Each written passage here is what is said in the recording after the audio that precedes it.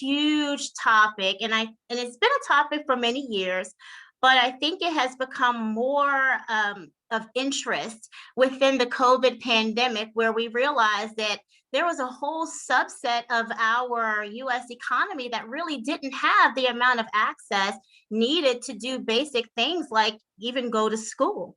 And so as we become more digital, as you know, we've moved more toward telemedicine, for example, so many other digital instances, it's so important that we begin to ensure that people have access and can fully participate in our digital economy. So on our first show, we talked with three very special guests. Of you may remember Irvin Rogers, Doug McCullough, and Jermaine Henson. And we discovered that there are three major determinants that continue to perpetuate and sustain the digital divide. So it really isn't just a technology issue. We learned that we have some economic undercurrents, we have some educational undercurrents, and we have some infrastructural undercurrents. And the interplay between the three continue to perpetuate and substantiate this divide.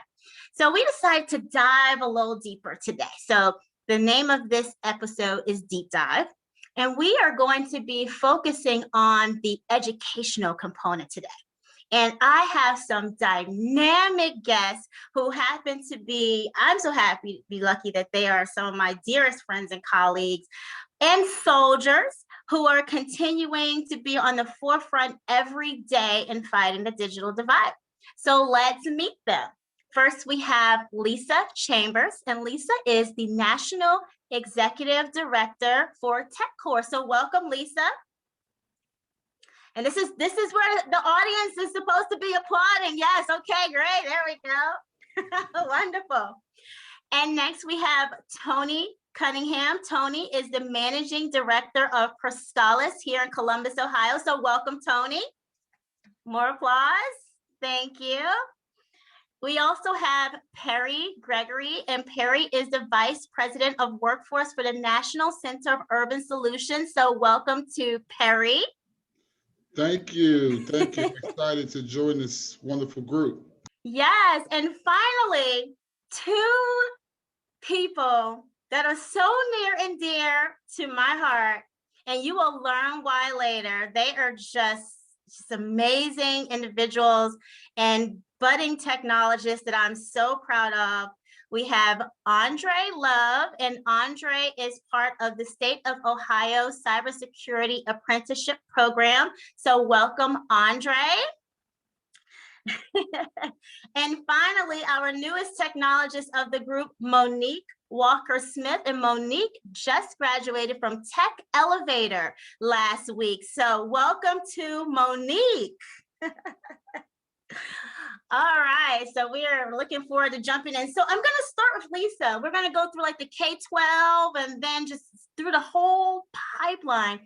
And Lisa, just if you can tell us a little bit about TechCore, what you do at TechCore, what you're seeing in terms of digital divide at the K-12 level. Sure. So TechCore is a national nonprofit organization. At our core, we just believe that all K-12 students should have access to high quality technology learning experiences. But what we know is that access is highly correlated to a student's race, a student's gender, zip code, even the amount of money that that student's parents make. And so TechCore does two things to try to bring some equity into that situation. We develop computer science and technology programs for students in 3rd through 12th grade. And then we recruit, train, and deploy technology talent to implement those programs. And so in communities like Columbus, we have volunteers out of Nationwide, IBM, AEP, State Auto, JP Morgan Chase, who are equipped with a high quality, rigorous technology educational program that they can take out into the community. And so we're not teaching kids so much about how to use technology, we're teaching them about the technology behind it, right? So we're doing coding and app development, web development, robotics, those types of things. And so, I think for us in this last year, so we're not, so often we talk about the digital divide, we think about the equipment, right, piece and the access to hardware and internet access. And while TechCore doesn't really work in that space, we know the importance of it. And we also know that sometimes we have to think outside the box in terms of how do we deal with it, right? So that for us means leveraging partnerships and relationships and making sure that community understands the reality that so many of our kids in this country live in. For those of us who work in this space, who have a desktop or a laptop on a cell phone, always by our side, who don't worry about the speed of our internet connection, sometimes we can forget that there is a huge part of our society that does not enjoy those same benefits, right? And that is very true in our schools and in our urban centers, but also in our rural communities. And so I think for us organizationally, we want to make sure that we're raising those conversations, that we're continuing to bring that to the forefront of our partners, because I think in a lot of ways, we just forget what's happening or what's not happening in our schools. And that means that we've got kids who are showing up at McDonald's to get online to do their homework, right? Which should not be an issue that we're dealing with in this country. We know that other countries have figured this out, and we can if we have the commitment and the true desire. And I hope that we can get there. We're not there now. This last year certainly shone a light on that.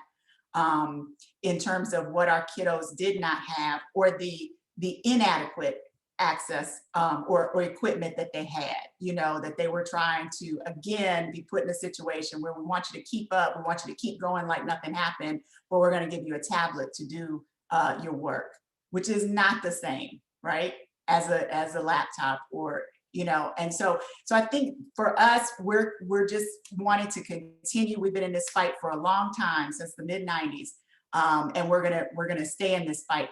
The other thing that we did, and I'll just end with this, is last year, like a lot of organizations, we had to transition a lot of our in-person programming to virtual. At the same time we were building that out, we continued to ask ourselves, we know the kids that we traditionally target are not going to have access. So what do we do about those kids? And so I am so proud of my team and how quickly they moved to develop a kit that we now call TechCore Unplugged, which teaches kids about computer science without the need of computers or internet access. And last year, and we built these kits in-house. So we're a small team. Those who work with us know we're a small but mighty team. But in a matter of months, we developed, we built, and we distributed nearly 2,500 of these kits to kids in 9 different states. So, and the cool thing about it is we've had such great response. This will become part of our strategy going forward. So we're looking forward to continuing to build upon those kits, to again, just continue to provide those resources and push ourselves to be able to respond quickly in moments like these. Lisa, that is absolutely phenomenal. And I know you've seen all the applause and so kudos to you and your team. What I really want to hone in on is your continued, I guess, validation that the digital divide is not a technology issue. It's not an equipment issue, I believe is how you put it. There's so many other levels. You even mentioned zip code, income, even the family's level of education and where you live. So there's so many other underlying mechanisms. Why do you think it is so important for students to be exposed to computer science in 3rd through 12th grade? Well, the research tells us that, we're in a situation, I listened to your last show, we're thinking about this skills gap that we have in this country. We don't have enough people, that are going into this space. And part of the reason we don't is because we haven't done a good job with our kids.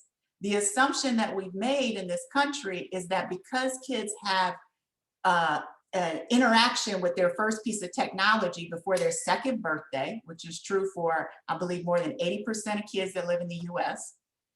And you will often hear folks say, oh, my kid always has my cell phone, or he's always on my tablet, which what that means is we're raising a generation of users. What we need is a generation of creators and designers and developers, right? And so the research tells us that 4th grade is the first leak in our technology pipeline in this country.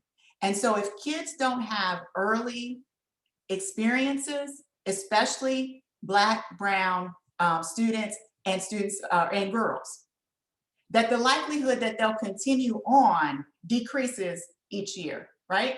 So even if they're in a district where there are computer science or technology programs at the high school level, if you walk into those classrooms, I would pretty much bet you that that classroom does not reflect the diversity in the district. And it's because we've already lost a huge swath of kids who may have that next great thing, right? So that's why I think, you know, for us, we're saying the technology pipeline begins in 3rd grade. Very important point. And so just to bring it all full circle for everyone who's listening, think about the technology industry as we know it is billions of dollars. This is a $1 billion industry. And we've already learned that by 4th grade, that is a major drop-off point for those who may eventually go on to participate in this $1 billion industry. And so disproportionately, what this divide does, it prevents a whole community, Black, brown, women-led families, rural sometimes, from participating in this $1 billion industry and redistributing potential wealth in communities that most need it. And I would tell you the other thing, if I can jump in, that it also does is when we're not at the table, right? When women or African-American or Latinx folks are not at the table, we're also not innovating. Our companies are not innovating at the level that they could, right? I met this sister this last weekend, and she worked on the team, a young Black woman from Mississippi. So she had a strong Southern drawl. She worked on the team that was designing some of the Bluetooth technology early on in cars, right? And she said, Lisa, they went through, you know, everyone, their voice had been tested. When they brought her in, the voice recognition software did not recognize her voice. She was a Black woman with a strong Southern drawl. You know, so again, if we don't have diverse folks around these tables in these companies designing, we're also missing out on the types of new products, right? The new solutions that could come into play because you have a diverse group of folks thinking about these things. So it's not, you know, it's both sides, right? When we don't make sure that we're casting wide nets and really bringing all along. Absolutely. And so now we have a whole population of people that has dropped out of the pipeline, and maybe another population of people that is more geared to continue through the pipeline. So they're going to the computer science and high school classes, like you mentioned, Lisa, and then maybe on to college to continue with their computer science degrees. And now they're being recruited by companies who only go to colleges to recruit people who are able to go to get computer science degrees. We're still disproportionate in who continues on in technology. But enter programs like Scholas and all the wonderful work that Toni is doing. So Toni, why don't you please share how your group exists on the other end? So Lisa's team is more on the, on the beginning end, trying to funnel into the pipeline, but how is Scholas interfacing with this whole ecosystem to try and fill in the gaps? Awesome. Well, thank you so much for having us. And I will start off by saying that Scholas is a proud partner with TechCore. So we have developed a strategy to go from TechCore to Scholas for those individuals who might choose not to go to college right now, or who may not be ready, or who may not be financially able, to where you can learn the skills that you need to land a job and then see if your employer can pay for your degree. I call it reverse engineering college. But nonetheless, so in comes Scholas, and the interesting story about Scholas is that they started headquartered in the Bronx, New York, and they started off as two guys met on a plane, and they were having a conversation about the digital divide that was starting. So mind you, this is back in the early 90s. And they're seeing already that in the Bronx community, it's already severely depressed. And then with the age of technology coming on, they were looking at the folks that were going to be left behind. How do we get computers in every household, that type of thing? So what they came up with was, let's go to all of our companies and friends and get their aged out computers. Let's refurbish them and redistribute them in communities of need, households, schools, what have you. So in order to do it, they rented this big warehouse in the Bronx, and they started using people in the community to actually refurbish the computers. Like, hey, come on in. You want to learn how to do this? Da, da, da. And what they found was, as they were teaching them how to do this, folks were getting jobs. Oops, sorry, I can't come work in the warehouse today because I got a job. So they're like, wait, you got a job doing what? Working with computers. Huh. So then it was, well, maybe we have something here. Training, right? We are able to train. People are able to pick up the skills that they need and leverage that to go on to literally land roles in tech. So then the focus started to shift. Now we still have a social enterprise. It has evolved over time, but the focus started to shift to training. So that's where we evolved all the way up to where we are today. We started off with the basics, IT fundamentals, IT support, which is why you see us do a lot of infrastructure side, because they started off stripping out computers and rebuilding them. So it's the infrastructure side. And for us, and when I think about it, that's one of the easiest entrees in if you have to come from the couch. I call it couch to career in 15 weeks. At least you can get an IT cert on the infrastructure side, know enough to get in the game, and then figure out where you want to go in tech after that. And so they did that in New York, and then fast forward to 2012, and they decided to prove the concept outside of New York and see if they could get the same impact in other communities as they were having in the New York area. And Columbus was the first expansion site outside of New York in 2012. Launched here and really had great support, saw a gap, right? A niche that we could fill. But it was really hard getting that brand off the ground because, as you all those of us in the nonprofit space know, we know there's over 7,000 nonprofits in Franklin County, growing more every day, feels like. And so it's kind of hard for a new entrant to come into the market and really get its footing. So it took us, I think I'm the third managing director, and I think I came in there in 2016. And I think it took that long to get our brand kind of up and running. And I really worked hard to kind of raise the brand, raise the profile, look at the training, and really rebuild. But we serve individuals 18 and above, high school diploma or GED. And you can come in at that level. We get all kinds of folks, though. We get folks that have college degrees, folks that have some college, some folks that have had other training, and maybe that training now is outdated. And we take them through a curriculum to land certifications in technology. So we're very heavily curriculum based. And at the end of that process, you land certifications that for us, you're layering those certs on top of any education that you've had or any work experience that you've had to help get you the relevant skills in a more immediate way so that you can then go out and begin to earn based on those skills. And we serve individuals, most of them are unemployed or underemployed. So the goal is, as Lisa talked about, all of these jobs that are available and the skills gap being there, which I would argue there's not only a skills gap, there's an opportunity gap. So we work on making sure you get the relevant skills, but then let's advocate around those opportunities, right? Because you can have all the skills you want and be sitting at home on the couch because no one will give you the chance. So I talk a lot about advocating for that non-traditional pathway to your company. I didn't take the college route. I didn't go check all those boxes. What I did was I'm innovative, I can learn, I'm creative. And I went through some sort of training initiative that really gave me the relevant skills right now. I showed mastery of those skills and I'm ready to get to work.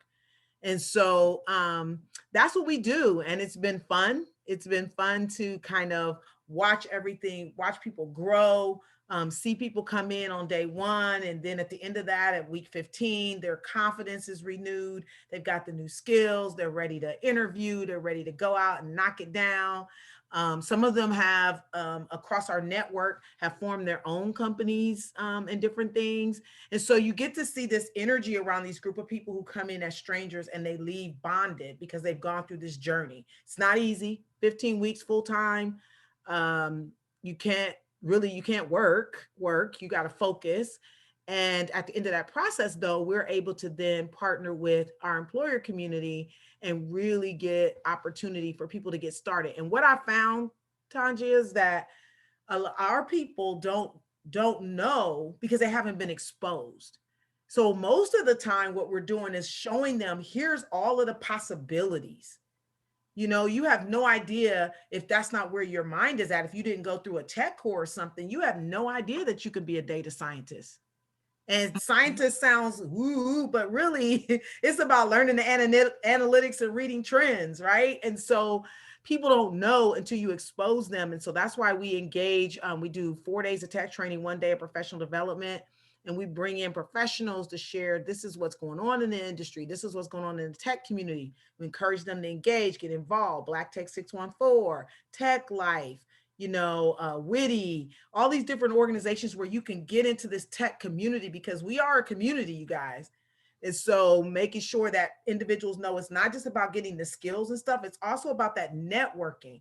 Because I will tell people all the time, you might find a job on monster.com, but a career comes through relationship, right? And so we want to also show people how to do that kind of networking so that their careers in tech can grow. We're not just interested in getting you a job. So it's pretty exciting, the work that we're doing.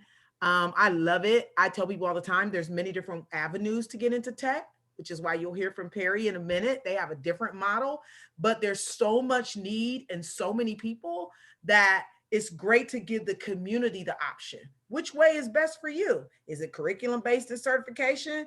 Is it hands-on learning, kinetic style learning, and you pick it up that way? Is it going to college? People should have options to get into tech, all these different ways to do it. And so we're here to provide those options for them. And we are so glad that you are here, Toni. And thank you for all of the work that you're doing. When you mentioned you're the 3rd managing director of Scholas and you were able to get it done. I'm like, of course you were able to get it done. You're Toni Cunningham. So that is what I want the world to know about you. I have a question from the audience, but I really want to segue really quickly. So I'll come back to Ben's question because it's an important one. I want to introduce us really quickly to Monique. So as you were talking, Toni, it really made me think about Monique's story and Monique as being someone who has recently completed Tech Elevator, which is very similar to what you all do at Scholas. And hearing you say it's about exposure. We have hundreds of thousands of jobs in the state of Ohio alone that go unfilled every year because we don't have enough people. Is it truly that we don't have enough people, or are we not exposing enough people? Are we not making sure that enough people are aware of the pathway that can change their lives and the lives of their family and communities through technology? What's the real question? And that's what you are all here to do. And we're so grateful for all the work that you do. But Monique, Toni kind of shared a little bit about what they do. I'd love for you to share your story, how you found technology or how technology found you, and really, what are the opportunities? What did you learn as part of the whole Tech Elevator experience? Hi, everyone. My name is Monique, and I am a recent graduate of Tech Elevator. I can honestly say that this has been a life-changing experience. I'm 27 years old. I'm from Cleveland, Ohio, and I have three children. I'm a single mom. And so Tech Elevator was brought to me through Dr. Tonja. And it was one of those experiences where I wasn't really looking for Tech Elevator. I wasn't interested in tech in my mind at all. I wasn't thinking about that. And so Dr. Tonja offered me an opportunity to get into Tech Elevator to test into the program. And on the first test, I failed. And so I just believed at the time that it wasn't for me. So I was encouraged to take the test again, and I did, and then I passed. But it really took for Dr. Tonja to tell me to keep going, to try again, because I really didn't have anybody around me ever in that field. I didn't know anybody, and I still don't personally. The only person that I personally met was Dr. Tonja, who had been in that field, from my family to my friends. And so when I joined Tech Elevator, it opened a door for so many people of my peers who we've never seen it. You know, Tech Elevator is in Cleveland, had never heard about it, you know, so just me getting into the program has opened doors for my friends to ask, like, what is it that you do? You know, I have a small group of friends of young women, and it's about, I believe, 18 children coming up between, I think, about 5 of us, who are all asking questions now about what I do. What am I doing on the computer? You know, look, I have 3 daughters who are now asking questions. What is it that you do? And it just took for one person to say, hey, this is what I do. Maybe you'll like it, give it a try. And it's just changed really the dynamic of the way everybody is thinking and what we believe to be attainable. Because before that, you know, for me to go through Tech Elevator to say, hey, it's hard and it's one thing, but to see somebody 27 like me, like, I like a good time and I have 3 kids, to say, wow, she can do it. What is it that you really do? And maybe I can do it as well. So it was really a life-changing experience. Tech Elevator, Alum, I reached out to them, a company, they reached out to me, and they heard my story about just wanting to show my children something different, to give them an opportunity to see something that's different. And it doesn't have to be that you're in the field that everybody, you know, right now it's like a lot of entrepreneurship, but you hear a lot around just hairdressers or doing nails, but you don't think that, oh, I could be an entrepreneur in this arena as well, or that I could be the first. So it is really just having somebody be able to come back and say, hey, I'm from here, or I grew up like how you grew up. That makes a major difference of saying, okay, to connect, you know, to have people who are like you, who look like you, who think like you, and believe in you, to come back and say, hey, not only did I do it, you can too. And I'm so grateful to Dr. Tonja for seeing something in me and for seeing something that I couldn't see at first, and really being a mentor and walking me to the finish line. I'm very, very grateful. It is definitely going to hopefully pay off triple fold for you. You know, Monique, thank you so much for that. And yeah, I need to see the screen light up with applause for Monique, because this is the real story. This is why we are all here. And this is, you know, why we continue to fight the fight. Monique, how old are your girls? I think you're still on mute. I'm sorry, yes. And also, I'm not tech savvy. I did all of my pre-work on my iPhone. I didn't get my first computer until I started at Tech Elevator. So had to learn how to really maneuver through that as well. But my daughters will be 8, 7, and 5 this year. So I will have all school agers this year. And they're under that 4th grade threshold, right? Yes. So they are prepared, but it's so important for representation to be there. I am fortunate to know Monique and to be able to say, hey, Monique, let's try this. You know, I see so much more in you. And there's more to your life than retail and some of the other things that you're doing. And for her to trust me. But what if there was no me? What if there was no Lisa? What if there's no Toni and no Perry? We need more people to be able to understand that it's just about going to the community and not going to the colleges and not going to the campuses only. There's a place for that. But there are 1,000 more Moniques in Cleveland. There's 5 girlfriends in her circles with 18 kids now that are saying, we all want to do what Monique is doing. What are you doing? So this is why we do what we do. And we thank you so much, Monique, for coming on and sharing that with us. And I hope we see much more. And Monique, this is your network. Lisa's your network. Tony's your network. Ben is your network. Ben's the guy. You want to know Ben. No, thank you so much for having me on. I'm honored to be in this space with you guys. I am a student. I'm learning. I'm listening. And I'm just happy to be here. So thank you for having me. Thank you. All right, so we're gonna circle back to Perry. We heard from Toni, and I just had to insert Monique there because you know she is a graduate of what Toni was sharing and why it was so important. I just really wanted her to illustrate. So Perry, you're a soldier in the war as well. Let us know what you all do at NCUS. Wow, I'm gonna have to talk to you offline about this. You put me behind 3 powerful women. I don't know how I could follow up, but thank you for having me on today to kind of talk about the work that NCUS is doing. And I think we are kind of hitting it from a number of different approaches. NCUS, we've been around for about 30 years. Particularly, we are a community-based organization that has really been working, particularly in underserved communities across the country, not only here in Ohio, helping move particularly African Americans into high-paying, sustainable careers.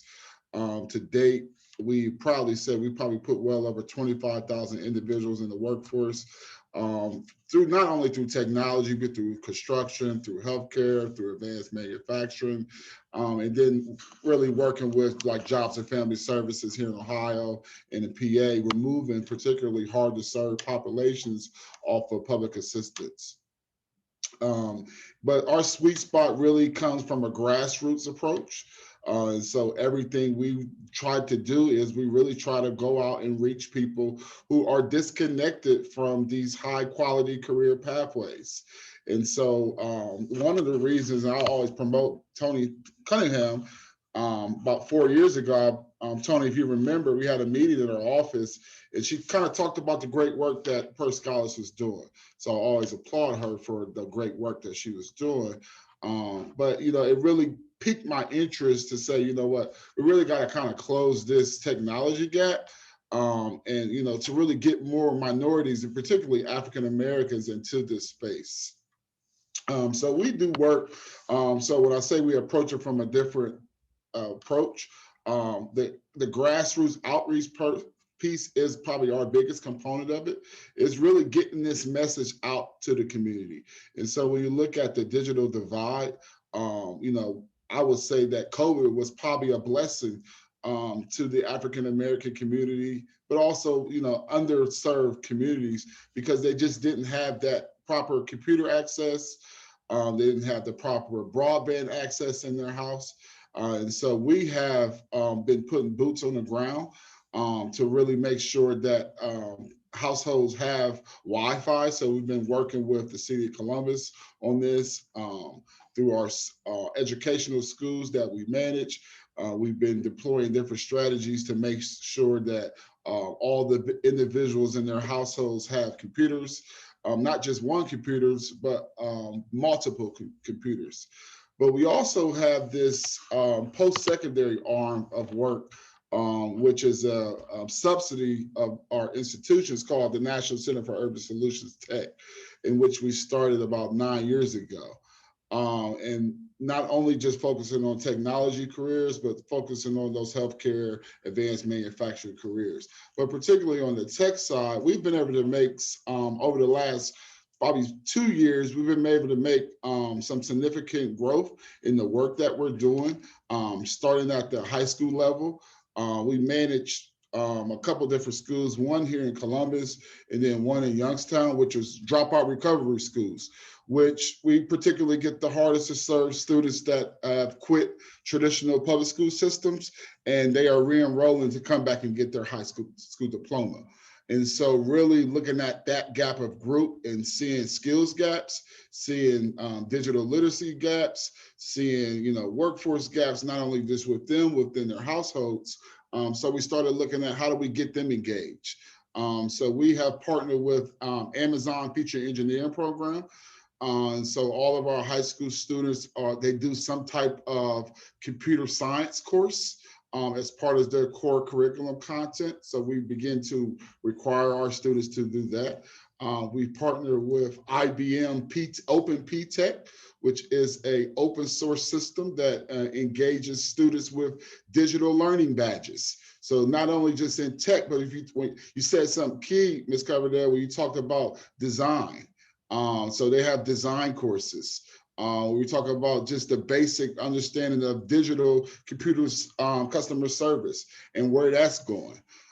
So we're glad to introduce that to our high school students. On the adult education side with post-secondary training, we partner with AWS. So we are offering cloud computing certifications. We know that cloud computing is on the rise. And one of the reasons why we really made that one of our pillar courses is, we looked at work that other partners are doing. And so although we do offer CompTIA, and our CompTIA probably goes after the hardest to serve people because we know that they traditionally don't have access to this industry. But so we looked at, if Scholas is a best practice provider in that space, why not duplicate what they're doing? So we're really trying to build upon and create this cloud computing capacity in Columbus, but not only in Columbus, but across Ohio. We do some robotics stuff with through FANUC. So we have robotic arms at our 2 office locations. So we're teaching people about automation because, before COVID, Columbus was estimated to have a over 60,000 people lose their jobs due to automation. And so we know that we have to continuously prepare our community when it comes to automation. We are a Grow with Google partner. So we are offering just some digital learning through like their Google IT support, which is what we have seen has been a better transition to introduce people into the IT space before jumping them over to the CompTIA A+ and network world. So that we've seen some success with that. But also we looked at, basic of Microsoft. So when we talk about just basic skills, most people don't even have a solid understand how to operate Excel, how to move around in Microsoft. So we've been doing a lot of work in that space. But I would say lately, what we've been able to partner with the Governor's Office of Workforce Transformation is we recently announced a industry sector partnership, which I am proud to lead this because I believe that, across Ohio, not only just in Columbus, there's a lot of great providers who are doing good work. And so we have built this model out. It's a 24-month model of which we're looking at. It's a collaboration between K through 12 providers. So we have Columbus City Schools, we're working with Cleveland. We have our high schools intertwined to that. We have Youngstown State University. They have a platform through their IBM. So we partner with them. We have Central State University. And they have their Apple platform. We partner with Tech Elevator and We Can Code It. We are providing scholarships to African Americans who go through their programs. So that way, we know that the time that it takes to complete a software developer program is just not, that's a digital gap that our community has is, we don't have the wealth to be able to stay home for, the intensity that it takes to complete that course. So we are designing some strategies. We have a large consortium of employers that we're working with. Like JP Morgan Chase. They're helping lead this effort, but we're looking at this sector partnership model, and we're going to be adding per Scholas and TechCore, just to let y'all know. Sorry. We want to get y'all involved in that. But, we look at this sector partnership model as a way to really, build community awareness about all of the great programs that we are doing in Ohio. And so when I looked at, just with meeting with different partners, that was the biggest gap is that, when we talk about, everybody says, well, let's get into tech. Well, I can tell you that our community, even with COVID, how it has moved everything fast forwarding, our community is still unfamiliar about technology roles. Everybody thinks, well, you got to be a software developer.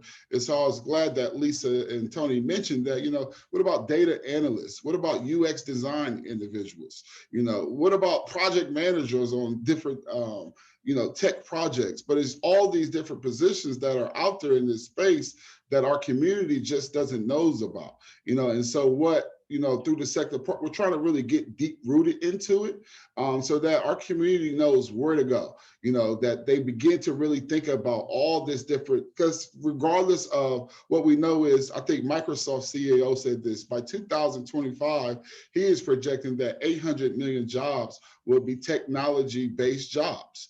And what we know is the African-American community is going to be continually left behind if we don't get ahead of this curve. So we're just trying to stay on the curve of making sure our community is aware and making sure our community is really appropriately skilled and upskilled to do the future jobs of tomorrow. Perry, I just want to, first of all, thank you so much for that overview. I feel like NCUS is like saving the world with everybody. So I really appreciate the work that you and your team does. But really honing into the Microsoft quote, 800 million jobs, 2025, did you say? Shoot that projection over. Okay. Well, whatever it is. Yeah, that was, that was his statement. Yeah, but 2025, did you say 2025? Yes. Okay, that's 4 years from now. So we're not talking about like 2055, right? So in the very near future, pretty much every job in America is going to be technology based, every single job, at every level, at every educational point. And when we look at the fact that there are certain communities that are already behind today, and if we don't close the gap, and this is why, as Lisa reminded us, this is not an infrastructure, technology, computer, mouse, keyboard problem, right? If we don't find a way to bring these communities along, what happens is they won't be able to participate in the economy, even at a basic level. How do we feed our families? How do we educate our children? How do we keep our homes? How do we live if we don't find a way to bridge this gap? So this is bigger and deeper than the fact that said person doesn't have Wi-Fi in their house right now. It's more the skills, opportunity, even exposure gap. I love that Monique talked about, we don't even know what this is, the exposure gap. So what you do, what Toni does, what Lisa does, what all of you do is so important, because I think about the residual things that happens if we don't keep up. You got to eat somehow. Well, if you can't get a job, then okay, that's directly related to crime escalation, because people are going to find a way. So, okay, does that impact the crime rate at some point?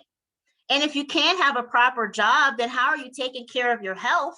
So now we're impacting the health disparity, right? There's so many other things that if we just had proper technology training, and maybe I'm altruistic about it, that might just be my simple pie in the sky world. But if we're saying that all these jobs are going to be tech related and we're not bridging the gap, then I think we have a larger problem than many of us know that we do. So Perry, thank you so much for that and everything you do. I want to bring in Andre here to this conversation, and as somebody who is on this path. So Andre, and I'll let him tell his story as well, but Andre is a Central State University graduate. So he found his way into technology somehow, but it still is an opportunity gap when you're in college, if you're at certain colleges. So I'm gonna let Andre jump in with the other section of the divide. Andre? Howdy. Good evening, everyone. First, before I begin, I just want to say, Andy, I'm loving those fish. They've been taking my attention this whole time. Additionally, Toni, I didn't hear about Scholas until after I went to Central, and I regretted the $60,000 piece of paper I have. But yeah, there absolutely is a divide. Monique, thank you for sharing your story, as so many can relate to it, but just we have to get it out there. I saw somebody put that in the comments as well. And it is necessary, you know, because you can inspire so many, and I'm sure you already have, as we've stated. The divide that I experienced at Central State University came to a strong halt when I met Miss Dr. Tonja Coverdale. It was at an event that I went to dressed in just a beautiful suit and tie, which is how I usually dress when I'm not working remote. Sorry. The Winnie the Pooh hat that I have on, he's my idol. He is very lazy and he loves honey. Anywho, but it came to a strong hope because in meeting Dr. Coverdale, she allowed me the opportunity to not only introduce myself to, but become a part of her network. And so everyone that she knew welcomed me with open arms. Now, it wasn't necessarily based on the color of my skin. It was an acknowledgement of the opportunities or lack thereof that I may have because of the color of my skin, because of the disqualifications that may automatically come, you know? So she was able to introduce me at a fantastic event to one Mr. Irvin Rogers, who, my goodness, has become like an idol at this point to me. He's an incredible guy. If you've had the pleasure of meeting him, you know, just, you'll know. But with that said, I spoke with him very briefly, and he let me know that he saw something in me. And he gave me an opportunity, which if you all are college graduates, you would know is very difficult. You have that piece of paper, you have your degree, but without experience, nobody thinks you have the expertise to get the job done. So because of Dr. Coverdale and because of her network and her expanding that and granting me that opportunity to meet one Irvin Rogers, and not only him, but through you, I met David White, right? I met Doug McCullough, and I mean, countless others, you know. I met Andy and his fish. So it's been great. He granted me the opportunity to become an apprentice with the state of Ohio, and not really did he hand it to me, he just gave me an interview. And even that is so hard to accomplish these days. But with that said, I was able to go in there, and in his words, I was a rock star. You know, I remember it differently. I remember sweating bullets and just hoping, please hire me. I'm the best. I can do it. But they granted me the job, and everybody has had good things to say about me ever since, because I am a learner. You know, I desire, my curiosity is what has taken me so far. I'll just like see things and I wonder, like, how the heck did they do that? And I feel like that's what allows us all to achieve. And as this call is all about, everybody doesn't have that opportunity to even see these things, to get that exposure, to decide, wow, I want to know more about that. You know, Monique, as you stated, a lot of people hear what you do and they're like, what is it that you do? You know, and I guarantee you that if you showed them, you just pulled out a Dell or something, and, you know, some people will say, what the heck is that? I mean, I have a niece who's 10 years old, and if it doesn't start with Apple, anywho, but with that said, this exposure is so important. And I can't say thank you to all of you enough. I've had to hide my camera a couple of times because I cry, I get emotional, and it's been so great. All of you guys are very inspirational, but to conclude my story, just without that opportunity, you know, that Tonja granted me through Irvin, And, you know, him allowing me to just have an interview, I wouldn't be where I am today. And I'm beyond grateful. And I have actually, you know, utilized my network to help out other people that I know. Tony Antoine Brinkley is a dear friend of mine, and he went through your program at Scholas. He also worked with you and for you, Dr. Tonja Coverdale. And so I think that that's really what we have to do is continue to build and grow this network and just utilize our platform, you know, these amazing voices that we have for those that may not be able to hear. Not that they don't have ears, solely that they don't have the opportunity to hear what we have to say. So I love Andre. I love Monique. I love the Andres and Moniques of the world. And it's so important that we continue to bring awareness to the fact that the digital divide is not a technology equipment problem. It is the exposure, because Andre did everything he thought he was supposed to do. I'm going to go to college. I'm going to enroll in a computer science program. So he didn't stop out of fourth grade. He did it. But because this corporate community tends to value a certain type of technologist, certain companies don't recruit at all HBCUs, for example, or other minority serving institutions. They just don't. So now there's another ceiling. There's hundreds of Andres that are in colleges across the country who are perfectly qualified technologists that can't find a way into this economy that we've already said that is billions of dollars, and that 800 million of the jobs are going to depend on technology. It's an institutional problem. And we have to continue to bring awareness. And this is where Ben's question comes in. Because Ben says to Toni and to all of you, so we're seeing Scholas do what they do, and TechCore do what they do, and NCUS do what they do, and Tech Elevator and Apprentice and all these things, and doing what they're doing in Central State and Morgan State and Bowie State and Howard and everywhere. Are companies really changing their practices to value the variant entry point? So I'll let whoever knows the answer to that question jump in. I'll jump in. Oh, go ahead, Perry. We'll have Perry and Toni. I won't take long. I think that companies, it's still slow, but I think that they are starting to open up and be more inclusive into trying to hire more diverse applicants. So I would tell you that, you know, we are working closely with JP Morgan Chase, and they are going way over and beyond to, you know, think about ways that they can market different training opportunities to African American talent who works already inside their organization, and just being more inclusive to, you know, taking more so like Monique. So I think about Monique. Well, I see that as being a good fit to make that introduction to a JP Morgan Chase. But I would say it's still slow. And there needs to keep having more conversation around, you know, opening this door, because at the end of the day, we could get as many people trained up, but, you know, we got to look at not only entry level pathways, but how do we, you know, advance them to the higher living wage pathways that technology offers. And Toni? Yeah, to Perry's point. So, you know, I had this amazing partnership with Nationwide. And we're getting ready to do year 2.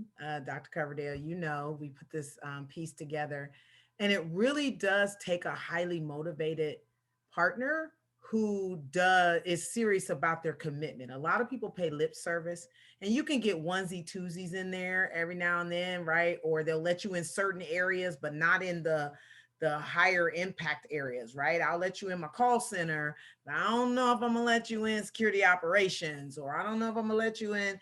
And so what you have to do is figure out what is that right connection so that they can see. And so the relationship we built with Nationwide included an actual training pilot where they got to inform the curriculum and partner with our team and see our team and see how we do it.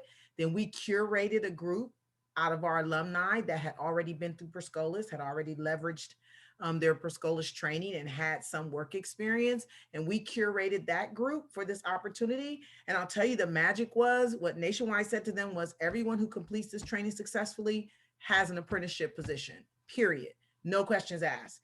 And then it's up to you to get in that apprenticeship and show your value in terms of getting converted to an FTE.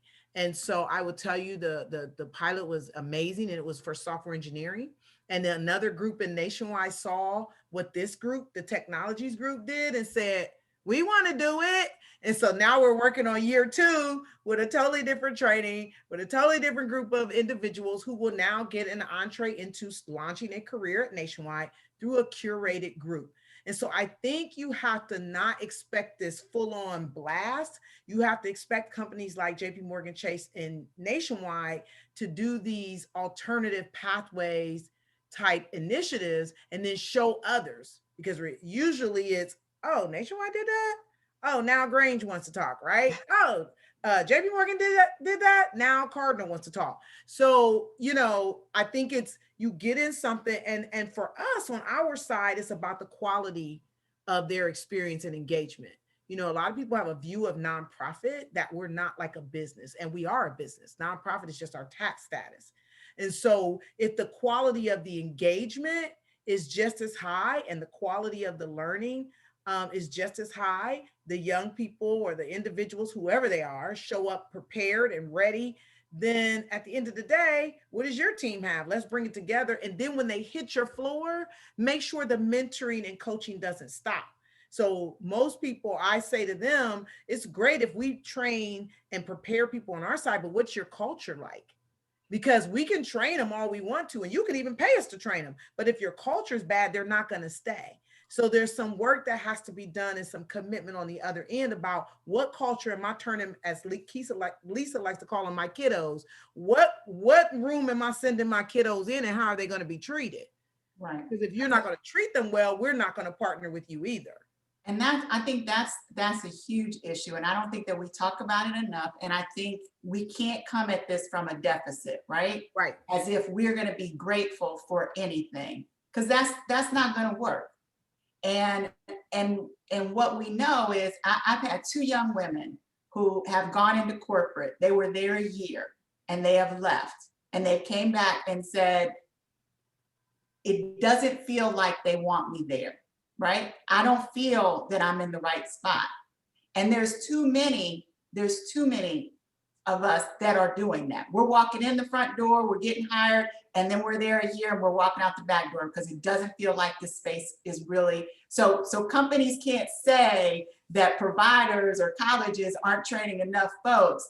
They really have to do some internal looking. And 2, we've got to ask questions. To me, if I think it's important that companies are releasing their diversity reports. I think that those should be public.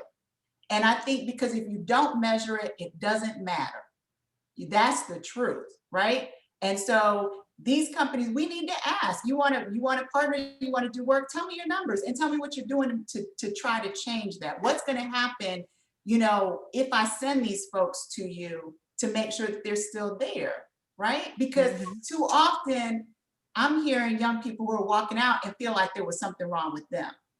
Right. And that's not fair. And I especially don't want to set up Black and brown young people to feel that when we know that that's not the truth. I feel like we need to bring you guys back for part 2 in May to explore that issue right there. So we're going to talk offline because that is so important. We can train them up and get them in the pipeline, but if they're not going to be fully embraced and merged into the corporate culture, then we're back at square one again. And so we have, and then it continues to pull back the notion that the digital divide is not a technology equipment issue, because now we're into a culture. We're into a culture issue here. So we're at time already, and I could talk to you all about this 1,000 times, but which is why I'm like, we have to do part 2 next month. But I would like to thank you all, not only for being here. Yes, thank you, Ben. This is where we need our applause. icons or emojis. Thank you for all that you do. You've dedicated your careers to this, your life, your blood, sweat, and I know your tears. Andre had tears, so I know everybody here has tears. This is so near and dear to you, and I thank you for being just great people with beautiful spirits and equally beautiful hearts. We couldn't do this without you. And I wish there were enough words to express how much gratitude I have that you all are here. So Lisa, Toni, Perry, Monique, and Andre, thank you for being here. Ben, thank you for having TechLife Live as your brainchild and allowing me to participate and bring forth these stories.